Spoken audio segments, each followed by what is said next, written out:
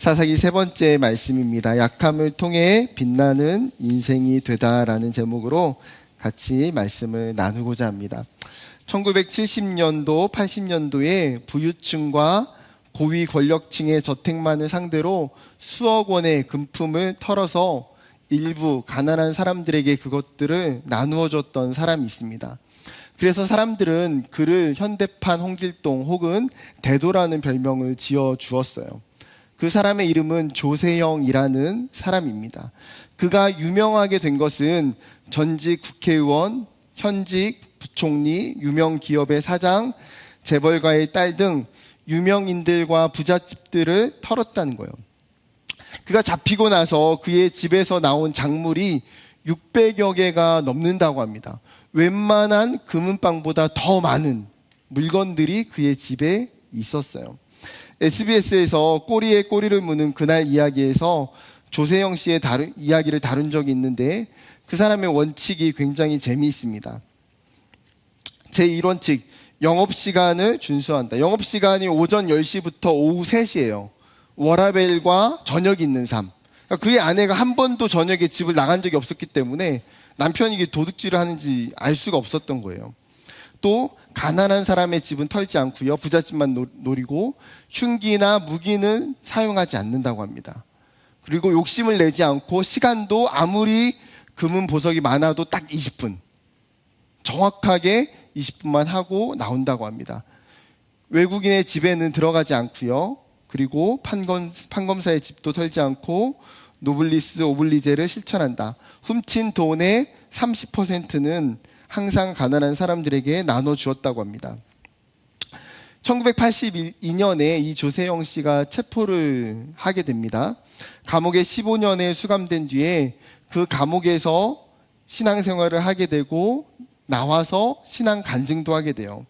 대학에서는 범죄 관련 특강도 했고요. 그 다음에 전과자들을 새로운 사람으로 만들겠다고 단체도 설립했습니다. 2000년에는 결혼도 하고 새로운 인생을 사는 듯 보였어요. 그런데 2000년에 신앙 간증차 방문한 일본에서 절도 행각을 하다가 일본 감옥에 3년 6개월을 살게 됩니다. 2004년에 돌아왔는데 2005년에 또 다시 절도를 하게 됩니다. 2010년과 2022년에도 반복적으로 절도를 하다가 감옥에 가게 됩니다. 이 조세영 씨를 보면서 깨닫게 되는 건 딱 한 가지예요. 죄는 습관적인 반복성을 가지고 있어서 멈추는 것이 너무너무나 어렵다는 거예요. 한번 내 삶에 그 죄가 깊이 들어오면 그것을 벗어내고 끊어내는 것이 어려운 것이죠. 그런데 여러분, 이스라엘 백성들이 그와 같더라는 거예요. 하나님을 떠나서 어땠습니까?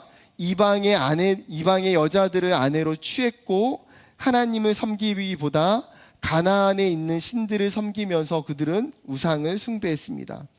죄로 인해서 아람에게 8년이라는 시간을 고통 속에 살게 되었고 하나님은 온니엘이라는 사사를 통해서 그들을 구원해 주었어요.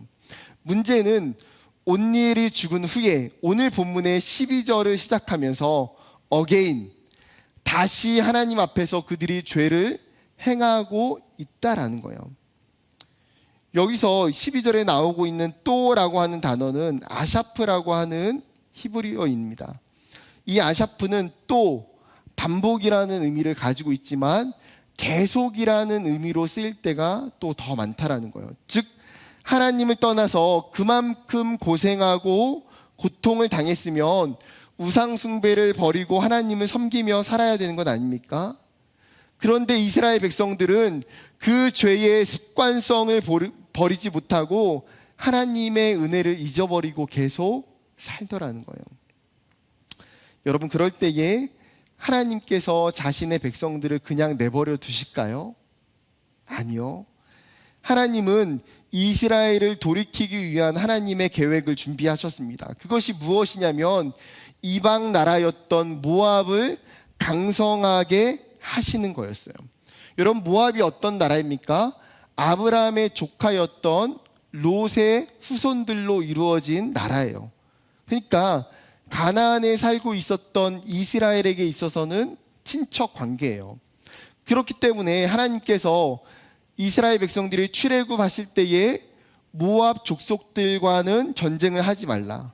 그들을 피해서 가나안 땅으로 가라고 명령하셨어요. 그때만 해도 모압은 이스라엘과 비교해서 상대도 안 되는 나라였습니다. 민수기 22장 3절에 이렇게 이야기합니다. 모압이 심히 두려워하였으니 이스라엘 백성이 많음으로 말미암아 모압이 이스라엘 자손 때문에 번민하더라. 그들은 그 출애굽하고 있는 이스라엘을 보면서 굉장히 두려워해요. 왜요? 자기들보다 훨씬 사람이 많고 훨씬 더 두려운 존재라는 것을 느꼈기 때문이에요. 그런데 지금은 상황이 역전이 되어서 모압이 암몬과 아말렉과 동맹을 맺고 이스라엘을 공격했습니다. 그리고 전쟁에서 누가 이겨요? 모압이 이겼습니다. 심지어 오늘 본문에는 뭘 기록하고 있냐면 이 모압이 어디를 차지해요? 종려나무 성읍이라고 하는 곳을 점령합니다. 여러분, 이스라엘 땅에서 종려나무 성읍이라고 이야기하는 별명을 가지고 있는 지역은 어딜까요? 여리고성이에요. 여리고성. 지금 이 모압의 에글론 왕이 이스라엘과 싸워서 지금 어디를 점령하고 거주하고 있는 거예요? 여리고성에 있다라는 거예요. 여러분, 우리가 잘 아는 것처럼 여리고성은 어떤 성입니까? 이스라엘 백성들이 요단강을 건너서 가나안에서 가장 첫 번째 전쟁을 해서 하나님께서 주신 땅이 여리고예요. 그 여리고는 이 가나안 지역의 가장 중간에 있는 허리에 위치하고 있는 굉장히 중요한 전략적인 요충지였습니다. 그런데 이스라엘 입장에서 상대가 안 되는 그 모압이 지금 이 여리고를 차지할 뿐만 아니라 지금 가나안 지역을 통치하고 있다라는 거예요. 이스라엘 백성의 입장에서 얼마나 충격적일까요? 어쩌면 여러분, 대한민국 축구 대표팀이 베트남 대표팀이랑 축구를 했는데 5대 0으로 져버린 거예요. 정말 말도 안 되고 실력도 안 되는 나라였는데 상황이 그렇게 돼버린 것이죠. 무려 18년 동안 식민지 통치를 받게 됩니다. 온니엘 시대에 아람에게 8년 동안 통치당한 것보다도 훨씬 더 긴 기간을 고통 속에 보내게 돼요. 여러분, 놓치지 말아야 될 것은 무엇입니까? 모압의 군사력이 강했기 때문에 이런 결과가 생긴 것이 아니라는 거예요. 성경은 무엇 때문이라고 이야기합니까? 여호와께서 모압을 강성하게 하셨고 그들로 하여금 이스라엘을 대적하게 하셨다는 거예요. 즉, 이 일을 계획하시고 이루신 주체가 누구예요? 여호와 하나님께서 지금 이렇게 만들고 계셨다는 거예요. 그렇다면 여러분, 이스라엘이 지금 이런 상황을 겪게 된 이유가 뭘까요? 하나님은 무조건적으로 이스라엘을 보호해 주시는 수호신이 결코 아니라는 거예요. 하나님의 백성들이 하나님을 떠나서 죄악을 행하고 하나님 관계가 깨지면 반드시 심판과 징계가 있다는 것을 하나님이 가르쳐 주시는 거죠. 그리고 그 징계는 과거에 전혀 문제가 되지 않았고 별로 어려움이 되지 않았던 그 대상이나 일들이 나를 고통스럽게 하더라는 거예요. 이스라엘 백성들은 18년 동안 이 모압에게 고통을 당하면서 그제서야 하나님께 부르짖기 시작합니다. 여러분, 사사기를 보다 보면 굉장히 반복적으로 나오는 패턴이 있어요. 죄를 짓다가 이방 나라가 이스라엘을 통치하고 시간이 지나서 이스라엘이 다시 하나님께 부르짖기 시작해요. 그런데 여러분, 사사기에 등장하고 있는 하나님을 향하여 부르짖는 이 표현은 우리가 기본적으로 생각하는 죄를 하나님 앞에 회개할 때에 부르짖는다가 아니에요. 이 부르짖음은 어떤 부르짖음입니까? 육체적인 고통이나 정신적인 고통이 너무 커서 그로 인해서 터져나오는 고통에 대한 호소, 탄식에 의한 기도를 이야기하는 거예요. 지금 자신들이 이 모압에게 받는 고통이 너무너무나 크니까 하나님께 호소하는 거예요. 하나님, 도와주세요. 하나님, 이 문제를 해결해 주세요. 하나님, 우리가 너무나 고통스러워요. 죄에 잠식되어 있는 사람들에게 고통은 그 사람을 깨우는 도구가 됩니다. C.S. 루이스가 고통의 문제라는 책에서 이렇게 이야기합니다. 고통은 고집스럽게 우리의 주목을 요구합니다. 하나님은 쾌락 속에서 우리에게 속삭이시고 양심 속에서 말씀하시며 고통 속에서 소리치십니다. 고통은 귀먹은 세상을 불러 깨우는 하나님의 메가폰입니다. 여러분, 이 말이 와닿지 않으세요? 하나님은 우리가 고통 가운데에 있을 때에 끊임없이 우리에게 속삭이시며 소리치신다는 거예요. 그렇기 때문에 여러분, 내가 지금 고통 중에 있다면 하나님의 그 메가폰의 사이렌을 듣고 깨어나야 돼요. 비록 내가 아픔과 상처와 고통이 있지만 나를 깨우고자 하시는 그 하나님의 뜻에 순종해야 된다는 거예요. 그리고 다시 하나님의 은혜를 구하며 나가야 됩니다. 왜요? 하나님은 이스라엘과 마찬가지로 자신의 백성들을 포기하지 아니하시고 다시금 그 하나님의 구원 열차에 탑승하게 하시는 분이기 때문이에요. 하나님은 오늘 이스라엘을 위해서 한 구원자를 세우셨습니다. 사사의 이름이 무엇입니까? 예훗이라고 하는 사람이에요. 성경은 이 예훗을 소개하면서 그의 특징을 한 가지로 이야기합니다. 뭐라고 이야기합니까? 왼손잡이 예훗이라. 여러분, 왼손이 어째서요? 현대에 와서는 왼손잡이에 대한 연구 결과가 굉장히 많습니다. 미국의 한 연구는 왼손잡이 남성이 오른손잡이 남성보다 대학에 진학할 비율이 13%나 높다고 결론을 냈어요. 뿐만 아니라 왼손은 우뇌가 활성화되어서 창의성과 예술성의 발달에 도움이 되고 천재적인 예술가들이 많다고 합니다. 대표적으로 미켈란젤로나 레오나르도 다빈치가 왼손잡이였어요. 여러분, 운동선수를 봐도 야구에서는 왼손 투수는 일반적인 오른손 투수보다도 더 공이 위협적인 장점이 있습니다. 메이저리그에 있는 류현진 선수도 왼손 투수죠. 그런데 여러분, 고대 사회 속에서 왼손잡이라고 하는 인식은 현대 사회와 같지 않더라는 거예요. 굉장히 부자연스럽고 사실 선호하지 않는 대상이 왼손잡이입니다. 심지어 예훗은 단순한 왼손잡이가 아니에요. 원어의 정확한 표현은 이테르라고 하는 단어를 쓰고 있어요. 이테르. 오른손이 묶인이란 단어예요. 즉, 오른손이 묶여있다라는 표현을 통해서 말하고 싶은 게 무엇입니까? 여러분, 오른손이 왜 묶여 있을까요? 오른손에 장애가 있기 때문에, 신체적인 결핍, 신체적인 핸디캡이 있는 사람이라는 것을 성경이 이야기하고 있어요.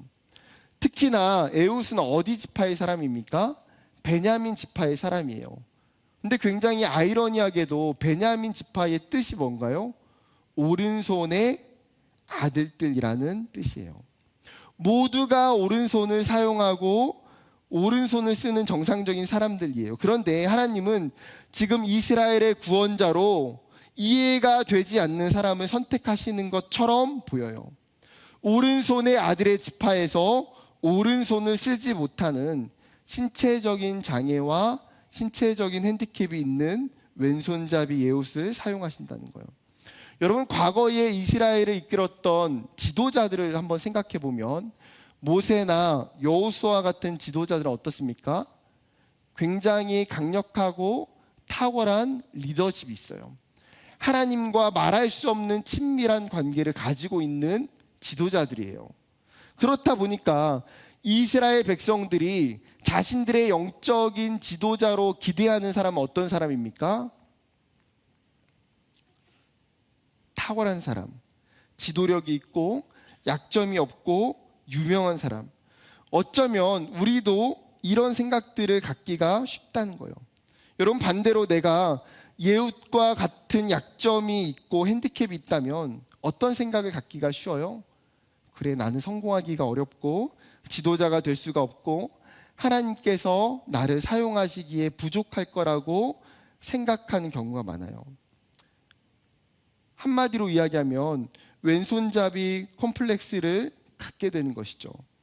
왼손잡이 컴플렉스는 비교 의식의 바이러스를 통해서 계속해서 그 몸집을 불려갑니다. 다른 사람에게 존재하고 있는 것이 나에게는 없음을 보게 되는 거예요. 여러분, 이러한 다른 누군가와 하는 비교 의식은 사실은 비성경적이고 하나님이 원하시는 신앙의 태도가 절대 아니에요. 여러분, 하나님께서는 각 사람마다 정말 다양한 은사들을 주셨고 각자에게 재능을 주셨어요. 서로 잘하는 게 전부 다른다는 거예요. 그런데 우리는 어떻습니까? 우리의 비교 의식은 일대 다수를 놓고 하는 비교예요.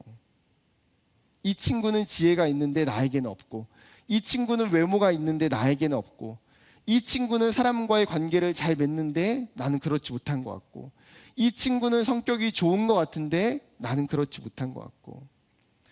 여러분, 다른 사람들의 절대적인 장점과 나를 비교하다 보면 끊임없이 내가 어떻게 인식됩니까? 좋지 못한 사람으로 평가할 수밖에 없어요. 결국은 나의 약점과 나의 핸디캡으로 인해서 나 자신에 대한 기대와 소망을 갖지 못하고 삶이 후퇴하는 경향성을 갖게 된다는 거예요. 그렇다면 여러분, 우리에게 있는 이 왼손잡이 컴플렉스가 있다고 해서 하나님의 도구가 될 수 없는가라는 고민을 해야 돼요. 다시 에웃의 이야기로 돌아와서 여러분 15절을 보게 되면 지금 이스라엘이 모압에게 곡물을 정기적으로 바쳐야 됐어요. 에웃은 지금 이 에글론 왕에게 조공을 바치는 사절단의 일원으로 참석을 하고 있습니다. 성경에는 그의 지위에 대해서 자세하게 나오진 않아요. 그가 이 사절단의 대표인지 아니면 어떤 사람인지에 대해서 이야기하고 있지 않지만, 그가 곡물을 바치고 다시 돌아올 때에 왕과 신하들에게 얼굴을 내비칠 만큼의 핵심적인 인물인 것처럼은 보입니다. 그가 곡물을 바치고 돌아왔어요.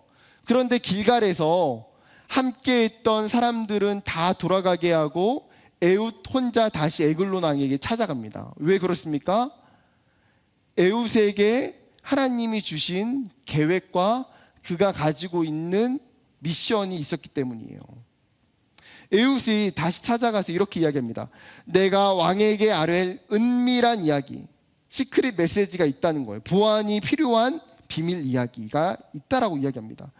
여러분, 우리도 누군가 와가지고 내가 특별한 비밀을 알고 있는데 너에게만 이야기해 줄게, 여러분 이렇게 말하면 어떤 마음이 들어요? 이 사람이 어떤 이야기를 하게 될지 너무너무나 궁금하잖아요. 이렇게 말하고 이야기 안 하는 경우가 있어요. 또 이야기 안 하면 어떻습니까? 속이 터져요. 때리고 싶어요. 아예 그 말을 하지를 말지, 비밀 이야기 하지 말지, 다 아는 이야기라고 하지 그냥. 그러니까 그런 이야기를 하게 되면 마음이 궁금해요. 에글론 왕도 지금 뭐예요? 비밀 이야기라고 하니까 그의 마음에 호기심과 기대감이 생기는 거예요. 아마도 에글론 왕은 이 말을 지금 정치적인 입장에서 해석을 했던 것 같아요. 이런 거겠죠. 이스라엘에 대한 통치법이나 침략법 같은 비밀을 알려줄 거라고 예상하든지, 아니면 추가적인 조공에 관한 제안을 한다든지, 혹은 왕에게 바칠 특별한 선물을 의미할 수도 있어요. 즉 뭐가 되었든지 간에 지금 에글론 왕의 입장에서는 분명 자신에게 이익이 될 거라고 생각하는 거예요. 그래서 신하들이 아무런 거리낌도 없이 에글론 왕에게 그를 인도합니다. 조금 전에 조공을 바치러 왔던 사람이고, 심지어 눈에 보니까 장애가 있는 사람이에요. 또 왕에게 은밀한 이야기가 있다고 하니까 쉽게 패스가 돼요. 에웃은 지금 자신의 약점을 통해서 왕이 머물고 있는 그 다락방으로 들어갈 수 있었어요. 당연히 에글론 왕도 지금 아무런 방어를 하지 않고 편안하게 그를 맞이합니다. 여러분, 적국에 사람이 왔는데 호위하는 경호원이 한 사람도 없는 상황이에요. 그런데 에웃이 에글론에게 갈 때에 무엇을 준비해 갑니까? 허벅지 그 바지 속에 길이가 한 규빗 되는, 보통 한 규빗이면 45cm예요. 그런데 이 당시에 보통의 칼이 30cm였다고 합니다. 날카로운 칼을 가지고 오른쪽 허벅지 옷 속에 차고 들어갑니다. 여러분, 여기서 다시 한번 그가 오른손에 장애가 있음을 확인할 수 있어요. 여러분, 영화를 보면 오른손잡이들은 칼집이 어디에 있습니까? 왼쪽 허리에 있잖아요. 이렇게 빼잖아요. 이렇게. 그렇죠? 이렇게 빼는 사람 없잖아요. 이게 정상이죠. 지금 에훗이 어디 허벅지에 지금 칼을 찼어요? 오른쪽이에요. 오른쪽. 지금 뭐예요? 오른손을 못 쓰기 때문에 왼쪽으로 꺼내서 찔러야 되는 거예요.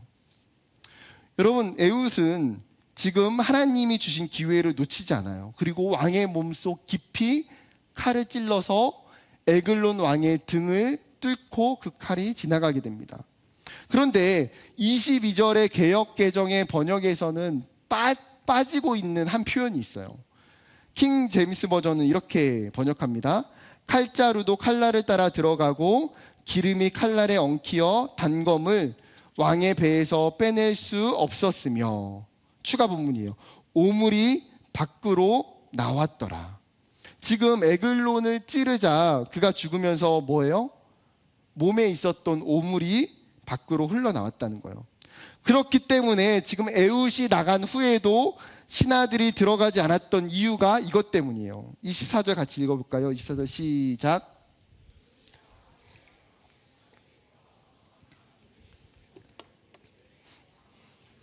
서늘한 방에서 그의 발을 가리우신다 하고, 지금 문이 잠겨있고 신하들이 생각하기를 왕이 서늘한 방에서 그의 발을 가리우신다. 여러분, 그의 발을 가리운다라고 하는 이 말은 볼일을 보고 있다라는 고대의 표현이에요. 즉, 칼을 찌를 때에 오물이 밖으로 나왔고 뭐예요? 향기로운 그 스멜이 방 틈을 넘어서 밖으로 전해지는 상황이에요. 그렇게 에훗은 시간을 벌어서 피할 수 있었고요. 에브라임 산지에 가서 나팔을 불어 이스라엘 군사들을 모으고 그 다음에 어떻게 합니까? 모압 군사들과 싸우게 됩니다. 그날의 전투는 완벽한 대승이에요. 이 이스라엘 백성들이 여러분 여리고에서 요단강만 건너면 다시 지금 모압 땅으로 돌아갈 수 있어요. 이스라엘 백성들이 어떻게 합니까? 요단강 강나루를 먼저 점령하고요. 그리고 나서 전쟁에서 모압 사람 1만 명을 죽였다고 이야기합니다. 그리고 그들은 모두 장사하고 용사였다라고 성경은 기록하고 있어요. 그러면 여러분, 지금까지의 상황을 한번 정리해 봅시다.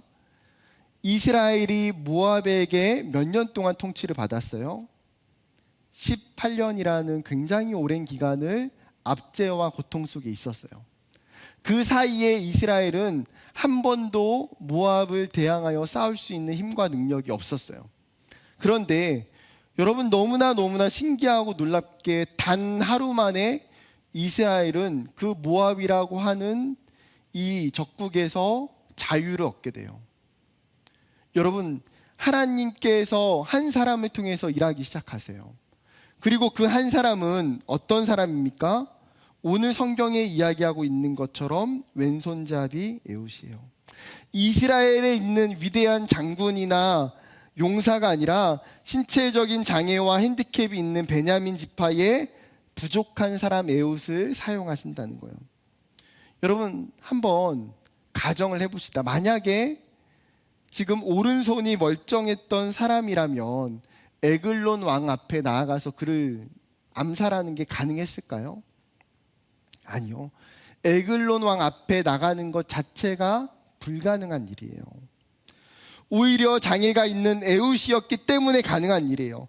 하나님은 지금 어떻습니까? 그의 약점을 통해서 강점으로 사용하시는 거예요. 우리 창조주 되시는 그 하나님은 우리의 약함을 전부 아시고 그 약함을 통해서 우리도 생각하지 못하는 강함으로 바꾸어 놓으시는 분이에요. 즉, 나의 약함도 하나님께 쓰임받을 수 있다는 사실을 오늘 사사기는 우리에게 가르쳐주고 있어요. 여러분, 신약성경을 보다 보면 사도 바울에 대한 이야기가 참 많이 등장하는데 정말 복음을 전하는 일에 헌신된 사람이에요. 그런데 여러분, 사도 바울에게도 육체적인 가시가 있었어요. 이 육체적인 가시를 하나님 앞에, 하나님 너무나 고통스러우니까 고쳐달라고 그가 3번이나 하나님 앞에 간절히 기도해요. 그런데 하나님께서 사도 바울에게 이렇게 말씀하세요. 고린도후서 12장 9절. 나에게 이르시기를 내 은혜가 내게 족하도다. 이는 내 능력이 약한 데서 온전하여짐이라 하신지라.